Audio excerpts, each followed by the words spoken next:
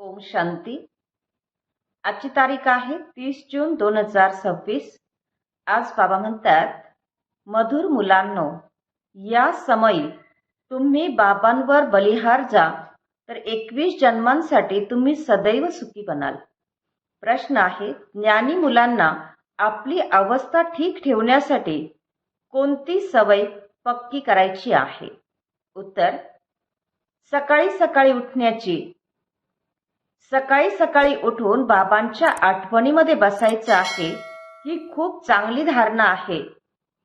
जे मुलं लवकर झोपतात आणि लवकर उठतात त्यांची अवस्था संपूर्ण दिवसभर ठीक राहते.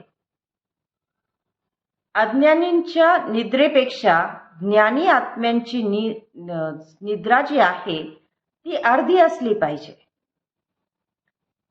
तर बाबा म्हणतात की रात्री 10 वाजता भले तुम्ही झोपा आणि 2 वाजता पहाटे उठून बसा बाबांच्या आठवणीमध्ये. गीत आहे, मुझको सहारा देने वाले दिल कहे बाबा तेरा शुक्रिया. ओम शांती. मुलं समोर बसलेले आहेत आणि जाणतात की आम्ही जीवात्मे आहोत. इथे तर जीवात्मेच असणार ना. जेव्हा आत्म्याला शरीर नाहीये त्यावेळेला आत्मा एक प्रकारे नग्न आहे, म्हणजे ज्याला अशरीरी म्हटलं जातं. तुम्ही तर शरीराबरोबर बसलेले आहात. आत्मा किंवा परमात्मा जोपर्यंत शरीरामध्ये येत नाही तोपर्यंत बोलू शकत नाही. तुम्ही जीवात्मे जाणतात की आता आपण बाबांच्या समोर बसलेलो आहोत. जसे 5000 वर्षांपूर्वी बाबांच्या समोर बसलो होतो त्याप्रमाणे आताही बाबांच्या समोर बसलेलो आहोत. आणि का बसलेलो आहोत? तर बाबांकडून बेहदचा वारसा घेण्यासाठी. जसं शाळेमध्ये समजतात की आम्ही टीचरच्या द्वारे, शिक्षकांच्या द्वारे इंजिनिअरिंग किंवा वकिली शिकतोय, तर हे एम ऑब्जेक्ट म्हणजे जीवनाचं शिक्षणाचं लक्ष आहे. आणि तुम्ही समजत आहात की परमपिता परमात्मा आम्हाला ब्रह्माच्या तनाद्वारे बसून राजयोग शिकवत आहे. भगवान वाच. हे तर मुलांना समजावलं आहे की भगवान निराकारला म्हटलं जातं. जीवात्मे पुनर्जन्मामध्ये जरूर येतात. मग बाबा म्हणतात, कोणीही संन्यासी असेल तर त्यांना तुम्ही विचारू शकता की मनुष्य पुनर्जन्म घेतात का? तर ते असं म्हणणार नाहीत की पुनर्जन्म घेतात. किंवा 84 लाख जन्म कसे म्हणता येईल? म्हणजे बाबा काय सांगत आहेत? तर बाबा म्हणतात की तुम्ही संन्यासांना जर विचारलं की मनुष्य पुनर्जन्म घेतात का, तर ते असं म्हणणार नाहीत की घेतात. मग आता ज्या वेळेला ते सांगतात की मनुष्य आत्मा 84 लक्ष योनीमध्ये येतो किंवा 84 लक्ष योनी भोगतो, तर मग हे कसं होऊ शकतं? तर तुम्ही विचारा की तुम्ही पुनर्जन्माला मानतात का? हे तर बरोबर आहे की आत्मा संस्कारांच्या अनुसार एक शरीर सोडून दुसरं शरीर घेत असतो. असं कोणी मनुष्य 84 जन्म घेतात. 84 लक्ष जन्मांची गोष्टच नाही. पहिला जन्म जरूर चांगला सतोप्रधान असतो आणि शेवटचा जन्म छी म्हणजे तमोप्रधान असतो. 16 कला संपूर्ण पासून मग 14 कला आणि मग 12 कला होत जातात आणि पुनर्जन्म आत्मा घेत जातो. तर विचारायला हवं की परमपिता परमात्मा पुनर्जन्म घेतात की पुनर्जन्म रहित आहेत? तर बघा, बाबा म्हणतात की हा पॉइंट किती सूक्ष्म आहे. जर समजा ते म्हटले की जन्म मरण रहित आहेत, मग त्यांना विचारा की मग शिवजयंती तर सिद्ध होत नाही. तर म्हणतील की शिवजयंती तर साजरी केली जाते, म्हणजे महाशिवरात्र, आणि ती साजरी केली जाते म्हणजे याचाच अर्थ आहे की ते या सृष्टीवर अवतरित होतात. तर त्यांना समजावलं जातं की हो शिवजयंती आहे, परंतु जन्माबरोबर मग मरण ज्याला म्हटलं जातं ते परमात्म्याचं होत नाही. जर समजा मृत्यू असेल तर मग पुनर्जन्म सुद्धा होईल. आणि शिव बाबा बाप तर कधी पुनर्जन्म घेत नाहीत. ते जन्म घेतात म्हणजे दिव्य जन्म परकाया प्रवेश करतात. तर बाबा म्हणतात की ते या तनामध्ये ब्रह्माच्या तनामध्ये एकदाच येतात आणि बस नंतर पुन्हा ते कुठल्याही युगामध्ये पुनर्जन्म घेत नाहीत. परमपिता परमात्मा पुनर्जन्म रहित आहेत. ते कधी सतोप्रधान पासून तमोप्रधान बनत नाहीत. आत्मे तर सर्व जन्म मृत्यूच्या चक्रात येते पतित बनलेले आहेत आणि आता बाबा आलेले आहेत पुन्हा आत्म्यांना पावन बनवण्यासाठी. तर या गोष्टीवरून सिद्ध होतं की आत्माच पतित होते आणि आत्मा घरून पावन येते आणि मग माया त्यांना पतित बनवते. आणि बाबा तर कधी पतित बनत नाही किंवा कुणाला पतित बनवतही नाहीत. बाबा कधीही मुलांना घाणेरडी मत देऊ शकत नाही. जसं मायेच्या मतावर चालतात तर विकर्म करतात, म्हणजे मायेचं मत हे घाणेरडं बनवणारं आहे, तसं बाबांची मत ही श्रेष्ठ बनवणारे मत आहे. आणि याच समयी मनुष्य पतित मत देत राहतात. आता पावन बनवण्यासाठी बाबा आलेले आहेत आणि बाबा म्हणतात की पतित बनू नका, म्हणजे विकारात जाऊ नका. रावणाच्या मतावर चालल्याने दुःखधाम बनलं आहे. पहिले सुखधाम होतं. असं नाही की बाबा सुख पण देतात आणि दुःखही देतात, नाही. बाबा कधीही मुलांना दुःखी होण्याची मत देऊ शकत नाही. माया दुःख देते आणि माया दुःखी होण्याची मत देत असते. बाबा म्हणतात त्या मायेवर आता तुम्हाला विजय प्राप्त करून जगज्जीत बनायचं आहे. मनुष्य मायेचा अर्थ समजत नाही. ते मायेला धन समजतात किंवा धनाला माया समजतात आणि म्हणतात एखाद्याला धनाचा खूप नशा असेल तर म्हणतात की याला मायेचा खूप नशा आहे, परंतु मायेचा कधी नशा होत नाही. तिथे रावणाचा पुतळा बनून दुनियेमध्ये जसं कलियुगी दुनियेमध्ये रावणाचा पुतळा बनून जाळतात, तसं नवीन दुनियेमध्ये सतयुगामध्ये कधीही रावणाचा पुतळा बनवून जाळत नाही. बाबा म्हणतात पुतळा बनवून तर शत्रूचा जाळला जातो ना, आणि सतयुगामध्ये तर रावण नाहीच आहे, म्हणजे शत्रू नाहीच आहे. रावण राज्य सुरू होतं ते अर्ध्या कल्पापासून. देह अहंकारामध्ये आल्याने मग आणखी विकार येतात. शास्त्रांमध्ये सुद्धा लिहिलेलं आहे की देवता वाम मार्गामध्ये गेले अर्थात विकारामध्ये जातात, मायेच्या वश होऊन परवश होतात, परमतावर चालत राहतात. आता तुम्हाला चालायचं आहे श्रीमतावर. परमत म्हणजे मायेचं मत आणि श्री अर्थात श्रेष्ठ मत आहे बाबांचे. ते आहे रावणाचं मत परमत. आणि म्हणूनच बाबा म्हणतात की आसुरी संप्रदाय हा सर्व रावणाच्या साखळ्यांमध्ये बांधला गेलेला आहे आणि म्हणून दुःखी आहे. मनुष्यांनी सतयुगाचा कालावधी लाखो वर्ष समजला आहे. तर बाबा म्हणतात तुम्ही हिशोब तर त्यांना सांगतात की 5000 वर्ष कसे असतात.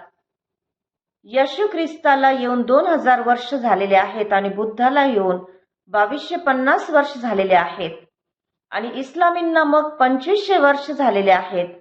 आणि सर्वांना मिळून म्हटलं जातं की अर्धा कल्प द्वापर कलियुग. आणि त्यांच्या अगोदर देवी देवतांचं राज्य इथे होतं. मग देवी देवतांना येऊन लाखो वर्ष कसे झाले असतील. इतके मनुष्य असतात मग तर मनुष्य खूप झाले असते. म्हणजे एवढं लाखो वर्ष जर असतं कालावधी जर असता तर मनुष्यांची संख्या सुद्धा खूप झाली असती. आणि एवढे तर नाहीयेत. 5000 वर्षांमध्येच करोडो मनुष्य होतात.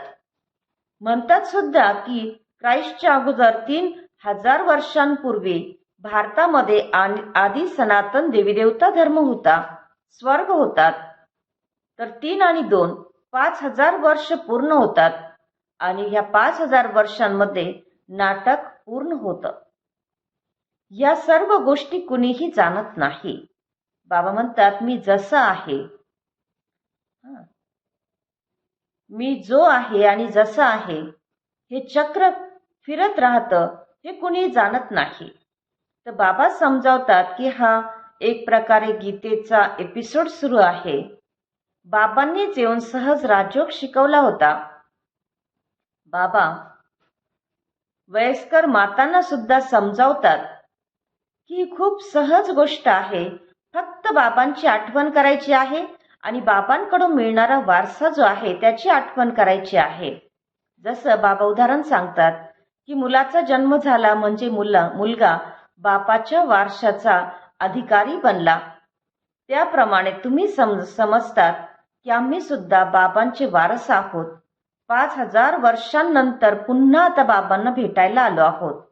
तर ही खूप सूक्ष्म गोष्टी आहेत. बाबा विचारतात की याच्या अगोदर तुम्ही कधी भेटले आहात? तर म्हणतात की हा बाबा,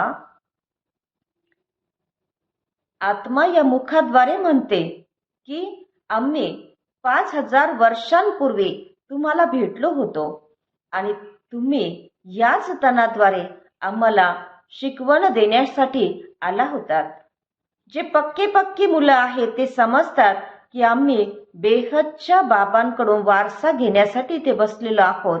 आम्ही बेहदच्या बाबांचे बनलेलो आहोत ब्रह्माच्या द्वारे. बाबा म्हणतात मला ओळखतात, मी तुमचा बाप आहे.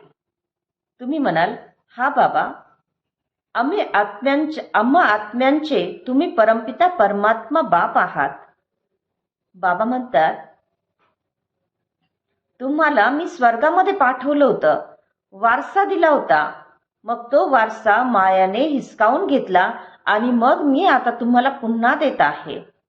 माया वारसा आपला हिसकावून घेते आणि बाबा आपल्याला वारसा पुन्हा देतात. तर हा खेळ अनेक वेळेला होऊन गेलेला आहे आणि होत राहणार आहे. याचा अंत नाही. बाबांचे आपण बनलो आहोत. मग कोणी सक्के बनतात तर कोणी सावत्र बनतात. कच्चे पक्के तर आहेत ना. बाबा म्हणतात पक्के जे आहेत त्यांना सुद्धा कधी कधी माया त्यांच्यावर एकदम विजय प्राप्त करते, आपलं बनवते. तर मुलं म्हणतात की बाबा, आम्ही जोपर्यंत जगू तोपर्यंत तुमच्याकडून वारसा घेत राहू. विकर्मांचं ओझं हे सुद्धा खूप मस्तकावर आहे. बाबा म्हणतात तुम्ही जितकं माझ्या आठवणीमध्ये राहाल तर योग अग्नीने तुम्ही पाप आत्म्यापासून पुण्य आत्मा बनत जाल. जसं अग्नी कोणत्याही गोष्टीला पवित्र करते तर तुमचं सुद्धा एक प्रकार ही योगाची अग्नी आहे. हा बेहदचा यज्ञ आहे. बेहदचा श्रेष्ठ शिव बाबांनी हा यज्ञ बेहदचा यज्ञ रचलेला आहे. एवढ्या वर्षांपासून हा यज्ञ चालत आलेला आहे. एवढं वर्ष आणखी कुठलाही यज्ञ चालत नाही. जास्तीत जास्त 7-8 दिवस किंवा एखादा महिना यज्ञ चालतो, परंतु एवढं वर्ष आणखी कुठलाही यज्ञ चालत नाही. आणि बाबा तर या यज्ञामध्ये ज्ञान ऐकवतच राहत आहेत.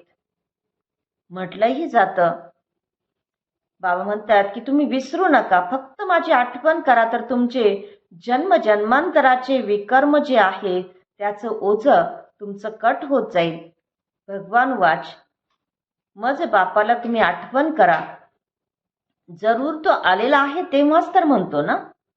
तर बाबा म्हणतात आता तुम्हाला परत जायचं आहे. तुम्ही आत्मे या समयी खूप पतित बनलेले आहात. आता तुम्ही जाणतात की योगाने आम्ही पवित्र बनत जात आहोत. तर तुमची प्रतिज्ञा सुद्धा आहे की बाबा जेव्हा तुम्ही याल त्यावेळेला आम्ही दुसऱ्या सर्वांकडून आपला बुद्धीचा संग तोडून तुमच्या बरोबर जोडू. तुमच्यावर आम्ही बलिहार जाऊ, वारी जाऊ. स्त्री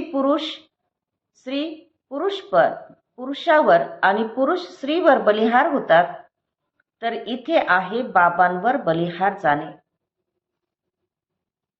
बाबा म्हणतात लग्नामध्ये एकमेकांवर बलिहार जातात ना, तर आता बाबा म्हणतात की तुम्हाला कोणत्याही मनुष्यावर बलिहार जायचं नाही, म्हणजे समर्पण व्हायचं नाही. तुमची प्रतिज्ञा आहे की तुम्ही जेव्हा याल तेव्हा आम्ही तुमच्यावर बलिहार जाऊ, समर्पण होऊ. तर बाबा म्हणतात की तुम्ही आता माझ्यावर समर्पण व्हा, तर 21 जन्मांसाठी तुम्हाला मी सदैव सुखी बनवेल. किती भारी वारसा आहे. श्रीमताने तुम्ही श्रेष्ठ बनाल हे विसरू नका. लक्ष्मी नारायणाचं चित्र सुद्धा घरामध्ये ठेवा, म्हणजे लक्षात राहील की आम्ही बाबांकडून हा वारसा प्राप्त करत आहोत. बाबा परमधामवरून आलेले आहेत आणि माया, परंतु माया घार सुद्धा कमी नाहीये. तिची खूप बारीक नजर घारेसारखी आपल्यावर असते. सगळ्यांची गोष्ट नाहीये, परंतु मुलांमध्ये सुद्धा नंबरवार आहेत ना. आणि कोणी कोणी तर एकदम विसरून जातं की आपण बाबांकडून वारसा घेत आहोत.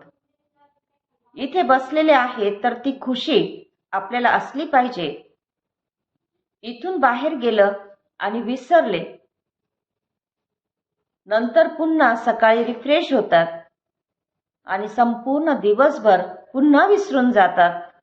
4-5 वर्ष चांगल्या प्रकारे सर्व्हिस करून सुद्धा, सेवा करून सुद्धा काही जण असे आहेत की आज बघा ते यज्ञामध्ये नाही आहेत. काहीतरी अवज्ञा केली आणि मग मायेने जोरात थप्पड लावली आणि मग ते यज्ञातून निघून गेले, बाबांचा हात सोडून गेले. म्हणून बाबा म्हणतात चढे तो चाखे प्रेम रस, गिरे तो चकनाचूर. बाबांचं बनून राहिलात तर प्रेम रस चाखाल आणि जर बाबांचा हात सोडला तर चकनाचूर होणार. बाबा म्हणतात वैकुंठामध्ये तर ते जरूर येतील, परंतु पद तर नंबरवार आहे ना. भले तिथं सर्वजण सुखी राहतात, परंतु शेवटी पद पण तर आहेत ना. शाळेमध्ये जसं पद प्राप्त करण्यासाठी पुरुषार्थ करत राहतात, शिकत राहतात, असं नाही की प्रजा बनलं तरी ठीक आहे, जे तकदीरमध्ये असेल ते बनेल नाही. तर याला म्हटलं जातं तमोप्रधान पुरुषार्थ. चला जे बनू ते बनू, तर याला तमोप्रधान पुरुषार्थ म्हटलं जाईल. बाबा म्हणतात सतोप्रधान त्यांना म्हटलं जाईल की जो बाबांकडून पूर्ण वारसा घेण्याची प्रतिज्ञा करतो. एक प्रकारे ही घोडदौड आहे. सर्व तर काही नंबर 1 बनणार नाहीत, तर ही एक मानवी रेस आहे, स्पर्धा आहे. तुम्हाला वाटतं की आम्ही लवकरात लवकर शिव बाबांच्या गळ्यामध्ये माळेमध्ये ओवलं जावं, तर त्याच्यासाठी बाबांची आठवण करायची आहे. संपूर्ण खेळ हा बाबांच्या आठवणीवर आहे, योगावर आहे. माया तर विघ्न टाकत असते आणि इतकं विघ्न टाकते की एकदम आपण स्पर्धेमधून बाहेर निघून जातो. तर बाबा म्हणतात की ही मानवी रेस आहे. आत्मा म्हणते की मी खूप दुःखी आहे, शरीर घेत घेत खूप त्रस्त झालेले आहे आणि म्हणतातही की आता बाबांकडे जायचे. तर बाबांनी युक्ती सुद्धा सांगितली आहेत. म्हणतात की बाबा आम्ही तुमच्या आठवणीतच राहू, जेवढा वेळ निघू शकेल तेवढं चांगलं आहे. बाबा म्हणतात जसं सरकारी नोकरी असेल तर ती सुद्धा 8 तास असते की नाही, तर असं बाबांच्या आठवणीमध्ये सुद्धा तुम्ही 8 तास राहा. सृष्टीला स्वर्ग बनवणं ही किती मोठी सर्व्हिस आहे. फक्त बाबांची आठवण करायची आहे आणि सुखधामची आठवण करायची आहे, बस. हे 8 तास तुम्ही सर्व्हिस कराल तर तुम्ही पूर्ण वारसा प्राप्त कराल. असं आठवण करत करत तुमचे विकर्म विनाश होतील. 8 तास या सर्व्हिसमध्ये द्या आणि बाकीचे 16 तास जे आहे ते तुम्ही फ्री आहात. तर जितकं होऊ शकेल तुम्ही घडी घडी बाबांची आठवण करा. बाबा म्हणतात आठवण तर कुठेही बसून आपण करू शकतो. सगळ्यात चांगला टाइम जो आहे तो तुम्हाला सकाळी मिळेल. सिंधीमध्ये म्हण सुद्धा आहे, सवेरे सोना सवेरे उठना वही मनुष्य बडा गुणवान है. तर हे गायन सुद्धा आताच आहे. बाबा म्हणतात, रात्री लवकर झोपा आणि सकाळी लवकर उठा. अज्ञानी लोक 8 घंटा निद्रा करतात आणि तुमची निद्रा ही अर्धी असली पाहिजे. म्हणजे बाबा सांगतात की 4-5 तास तुम्हाला झोप मिळाली तरी बस झाली. तुम्ही कर्मयोगी आहात ना. रात्री 10 वाजता झोपा आणि सकाळी 2 वाजता उठा. शिवबाबांना आठवण केल्याने तुम्हाला खूप कमाई होईल आणि तुम्हाला निरोगी काया म्हणजे स्वास्थ्य आणि संपत्ती दोन्हीही मिळतील. मग बाबा म्हणतात की चला 2 वाजता नाही तर कमीत कमी 3 वाजता उठा, 3 वाजता नाही तर 4 वाजता उठा. फर्स्ट क्लास वेळ ही ती आहे पहाटेची. सर्वत्र शांती राहते आणि सर्व अशरीर बनून जातात. त्यावेळी सर्वत्र शांतीपूर्ण वातावरण असतं, म्हणजे सन्नाटा असतो. अमृत वेलेला बाबांची आठवण केल्याने तिचा खूप चांगला प्रभाव पडतो. बाबा जास्त करून रात्री जागायचे. सूक्ष्म सर्व्हिसमध्ये थकावट होत नाही. स्थूल सर्व्हिसमध्ये शरीर थकतं, परंतु ही जी मनसा सेवा आहे, सूक्ष्म सेवा आहे, याच्यामध्ये थकावट नसते, तर कमाईने मध्ये आणखी खुशी होते. बाबा म्हणतात, तुम्ही सकाळी सकाळी अमृत वेलेला उठून आपली अविनाशी कमाई करत राहा. अच्छा, खूप खूप वर्षानंतर भेटलेल्या मुलांप्रती मातपिता बापदादांची प्रेमपूर्वक स्मृती आणि सुप्रभात. आत्मिक बापाची आत्मिक मुलांना नमस्ते आणि आम्हा आत्मरूपी मुलांची आत्मिक मातपिता बापदादांना प्रेमपूर्वक स्मृती, सुप्रभात आणि नमस्ते. धारणेसाठी मुख्य सारांश आहे. पहिला पॉइंट, 21 जन्म सदैव सुखी बनण्यासाठी एक बाबांवर पूर्णपणे बलिहार जायचं आहे. श्रीमताने श्रेष्ठ बनायचं आहे. मनमत किंवा परमताचा त्याग करायचा आहे आणि कोणतीही अवज्ञा करायची नाही. दुसरा पॉइंट आहे, सकाळी सकाळी पहाटे उठून बाबांच्या आठवणीमध्ये बसून कमाई करायची आहे. सृष्टीला स्वर्ग बनवण्याच्या सेवेमध्ये कमीत कमी 8 तास जरूर द्यायचे आहेत.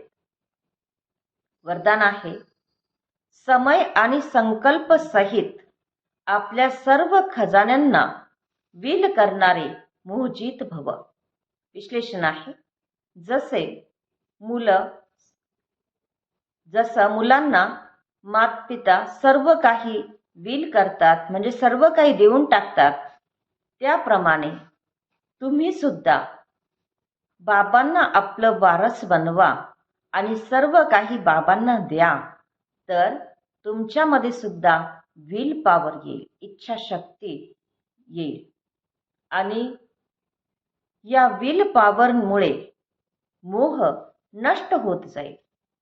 जसं साकार बाबांनी पूर्णपणे स्वतःला समर्पण केलं, विल केलं, त्याप्रमाणे तुमची जी स्मृती आहे, समय आहे किंवा संकल्पांचा खजाना आहे, तो तुम्ही बाबांना विल करा. म्हणजेच श्रीमताच्या प्रमाणे सेवेमध्ये लागा, तर तुम्ही मोहजित बंधनमुक्त बनाल. आजचा सुविचार आहे, एकमेकांचे स्नेही बनण्यासाठी सरळता आणि सहनशीलतेचा गुण धारण करा. आजचा अव्यक्त इशारा आहे, सदैव हर्षित राहण्यासाठी आपल्या स्वभावाला सरळ बनवा, सहनशील बना.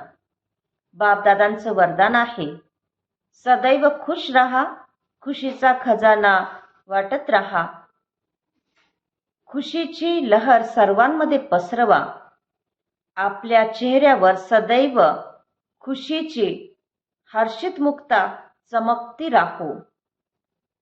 असे हर्षित मुख रहा. यासाठी बोलमध्ये म्हणजे आपल्या वाणीमध्ये मधुरता, संतुष्टता, सरळतेची नवीनता अवश्य असावी.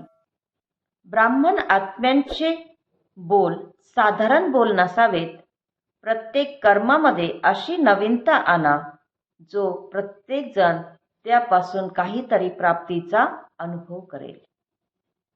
ओम शांती.